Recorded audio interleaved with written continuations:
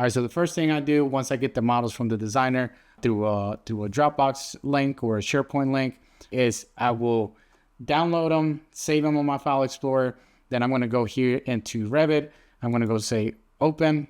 I will go to wherever I saved it. So in this example, I have them here on my downloads folder. I'm going to go to the building I want to work with. And then I'm going to start opening these Revit files. I'm going to say save this model as central in this current location.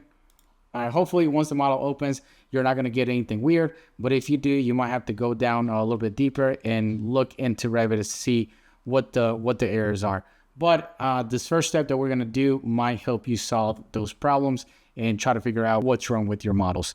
And then this is the first step that I typically do is overlay the contract drawings that they provided and overlay the sheets that I'm getting ready to print off of the Revit models, overlay those together and see if I have any differences.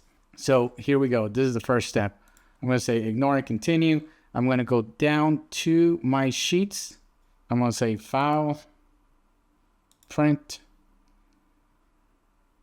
I'm going to say select views and sheets. These are the ones that I want to select. I'm going to combine all the selected sheets into one single file. Click go. I have a comparison folder in here. So something else I suggest is wherever you're going to be doing your overlays, make sure you have the same drawings out of the contract drawings that the designer provided to you saved into one folder. And then these that I just printed straight out of Revit, I'm going to save them in here as well.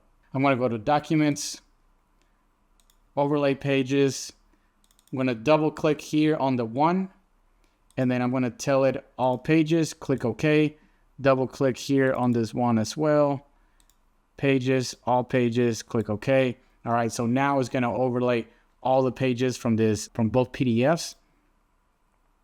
And then if anything is blue, if anything shows up here, so this is a pretty good example. The red, as you're seeing here, this was printed from the contract drawings. The blue is what I just printed.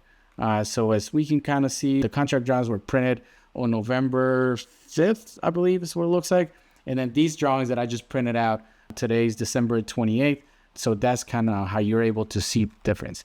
So if we're inspecting these drawings here, looks like the contract drawings and the Revit drawings are exactly the same because nothing is showing. That lets me know that these models are good and nothing was changed between the time that the designer printed out the drawings and then the time that they provided the models to me.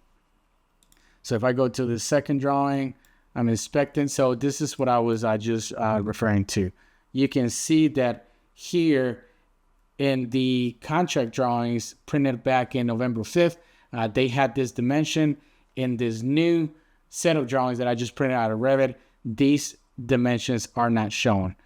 So this is something that I'm going to have to look into just to make sure that nothing changed, nothing was off. So that's one thing. Besides that, I'm good with how everything is showing here. Now in the next video, I will show you guys what we need to do in Revit to get the models conditioned, create the different views, and then sync everything with ACC.